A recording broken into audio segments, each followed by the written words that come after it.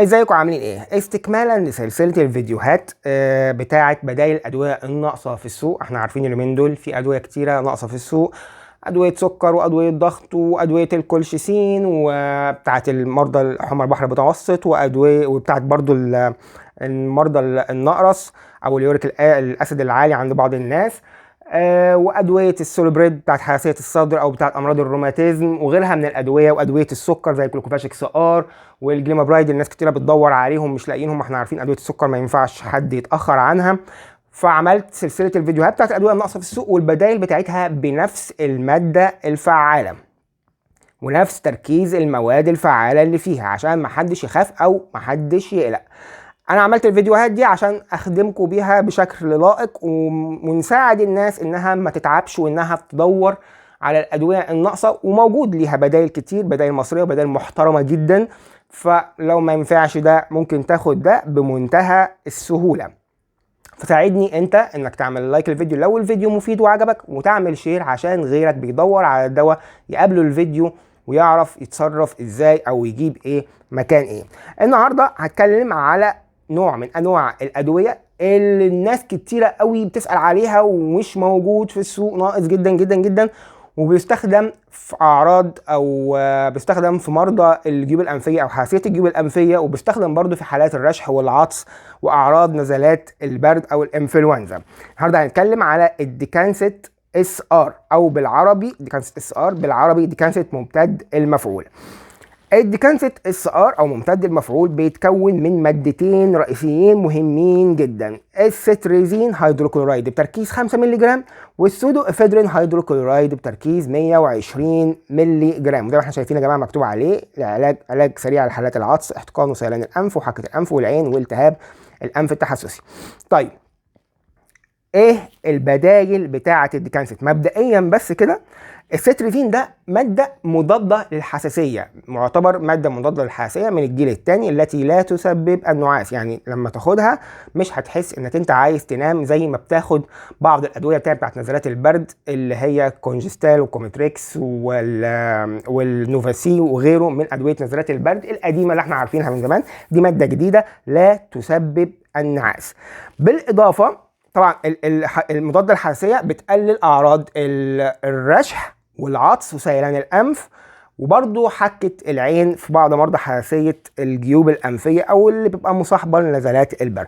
اما بالنسبة للسودو افيدرين هيدروكلورايد فدي مادة قابضة للاوعية الدموية، بتعمل على قبض الاوعية الدموية اللي موجودة بصفة عامة في الجسم كله. خلي بالكم من الكلمه دي عشان انا هشرحها دلوقتي، هقول لكم بيعمل ايه تاني واعراضه الجانبيه ايه.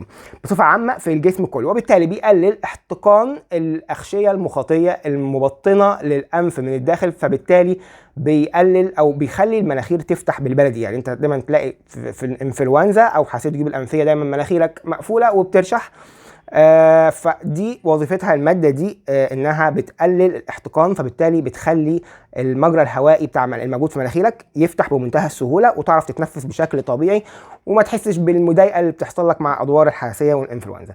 طيب الماده دي يا جماعه ممنوعه لمرضى القلب والضغط المرتفع. ليه؟ لان زي ما قلت لكم دلوقتي انها قابضه للاوعيه الدمويه، بتبقى شغاله على الجسم كله بصفه عامه، وبالتالي اي حد مريض قلب او ضغط مرتفع ده ممكن يسبب له مشاكل ويسبب له ارتفاع عنيف في ضغط الدم، قد يؤدي لمشاكل احنا في غنى عنها. ممكن الموضوع يعني يوصل انك انت ممكن تحتاج تدخل المستشفى لا قدر الله. فانت لو مريض ضغط عالي او مريض قلب او بتاخد ادويه ضغط مرتفع والموضوع صعب بالنسبه لك انك تسيطر على الضغط او مسيطر عليه بصعوبه، تجنب الادويه اللي بتحتوي على السودو افيدرين هيدروكلورايد. الماده دي مش موجوده في دي بس، موجوده كمان في ادويه الانفلونزا الثانيه زي كونجستال كومتريكس نوفاسي، الترايميد فلو اعتقد موجود فيها برضو، الكولد فري، انواع كتيره بتاعت الانفلونزا. انت اهم حاجه لما بتاخد دواء انفلونزا امسك العلبه واقرا اذا كان موجود فيها الماده الفعاله دي ولا لا. لو موجوده فيها بلاش منها، ولو مضطر انك تاخد منها يبقى لازم تتابع الضغط بشكل دوري او بصفه مستمره، ولو لا قدر الله حسيت ان الضغط بدا يرتفع وقفه فورا. نقطه ثانيه كمان مهمه يا جماعه، الماده دي بتعمل في بعض الحالات ارق. يعني انت لو خدت بالك النشره الداخليه بتاعتها لو قريتها هتلاقي مكتوب ان لو حصل لك مشاكل او ارق او صعوبه في النوم وقف الدواء ده فورا، لان الماده دي بتسبب في بعض الحالات ارق.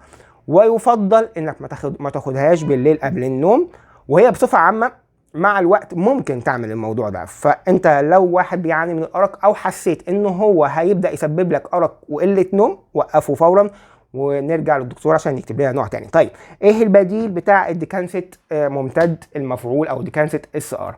احنا عندنا يا جماعه نوعين تانيين.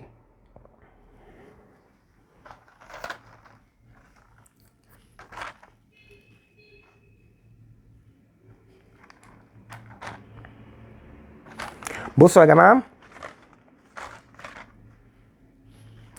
عندنا نوع تاني اسمه الكليريست. الكليريست بتاع شركه كيما فارم، وبرده شركه محترمه جدا. والكليريست ده نفس الماده الفعاله اللي موجوده في الديكانست ممتد المفعول بالظبط، نفسها هي نفس الماده الفعاله، الستريزين اللي هي مضاد الحساسيه من الجيل الثاني، والسودو افيدرين اللي هي السودو افيدرين هيدروكلورايد. مكتوبه اهي يا جماعه، هي بس مكتوبه بالانجليزي، السودو افيدرين هيدروكلورايد. المادتين دول هم بالظبط اللي موجودين في الديكانست اس ار. ستريزين هيدروكلورايد بتركيز 5 مللي جرام، وهنا برضو بتركيز 5 مللي جرام، وهنا السودو افيدرين هيدروكلورايد بتركيز 120 مللي جرام، وهنا السودو افيدرين هيدروكلورايد بتركيز 120 جرام. الاثنين نفس الماده الفعاله، والكليريست متوفر في الصيدليات بشكل طبيعي جدا. ممكن لو ما لقيتش ده ممكن تاخد ده. طيب ايه البديل الثالث اللي ممكن نستخدمه في حالة لو ما لقيناش ده او لو ما لقيناش ده؟ البديل التالت يا جماعة هو مش نفس المادة الفعالة بالظبط، ولكن هو دواء فعال جدا ومحترم جدا. اختلاف بسيط جدا هقول لك عليه دلوقتي. البديل التالت اللي هو التلفاست مزيل للاحتقان، او بالانجليزي التلفاست ديكونجستنت. ماشي، بيحتوي على مادتين فعالين، واحدة مضاد للحساسية ماشي زيها زي الكليريست والديكانست اس ار، والتانية اللي هي السودو افيدرين هيدروكلورايد ما فيهاش اي تغيير. فبالتالي احنا اخدنا المفعول بتاع مضاد الحساسيه، وهي الماده الفعاله الثانيه ما فيهاش اي تغيير. التغيير كله في المضاد الحساسيه، وهو هنا بيستخدم الفيكسوفينادين هيدروكلورايد، وده نوع من مضادات الحساسيه المفروض انها الجيل الاحدث او الاعلى من الستريزين هيدروكلورايد اللي موجود في النوعين ده. يعني انت لو بتحسبها هتلاقي ان التلفاست مزيل الاحتقان من الحاجات الحلوه او الفعاله، وكمان جيل احدث من المضادات الحساسيه من الموجوده في انواع الثانيه. التلفاست بيحتوي على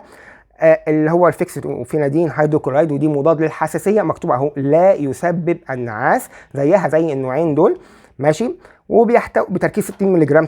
طبعا التركيز هنا عشان ماده فعاله مختلفه فليها تركيزات مختلفه، بس 60 مللي جرام هنا ممكن تعادل الستريزين هيدروكلورايد بتركيز 5 مللي جرام، وان كانت ممكن تكون احسن شويه.